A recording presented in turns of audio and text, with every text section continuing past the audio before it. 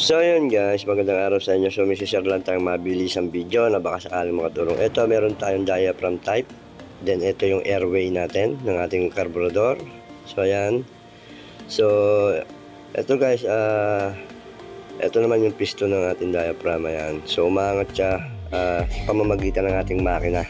Hindi katulad ng piston type, tayo talaga yung umangat ng ating piston. Then ito guys, yung ating adjustment ng ating hangin.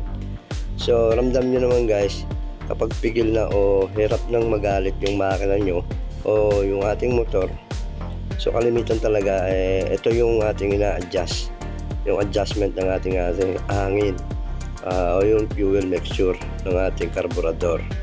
So ito talaga yung kalimitan problema kapag diaphragm type yung ating carburetor o sa mga Mio Sporty.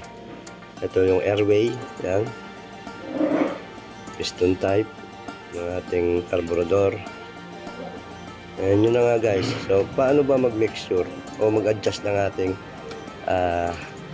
adjustment ng ating hangin, ng ating mixture? So ibalik nyo muna, sagad nyo muna sa huli o hanggang sa wala na kayo mapit. Yan, sagad nyo muna. Then bago pihitin nyo ulit pabalik. Ayan yung pinaka-standard natin 2 and 3/8 guys na mixture ng ating carburetor. So pipihitin lang natin yan guys. Kung hindi nyo pa naman nagagalaw yung makina nyo, hindi nyo pa naman na-upgrade. So standard talaga 2 and 3/8. Pero na lang guys, kung na-adjust nyo na yung makina nyo, i-adjust nyo na rin yan. So kaya na magtitimpla yan. Pero adjustment talaga natin 2 and 3/8, pinaka-standard ng ating carburetor kapag hindi nyo pa nagagalaw. So bago yung guys, kailangan nakatono na rin yung makina nyo bago nyo itono yung carburetor. So yun lang. Yun lang guys, napaka basic lang magtono ng ating carburetor ng diaphragm type.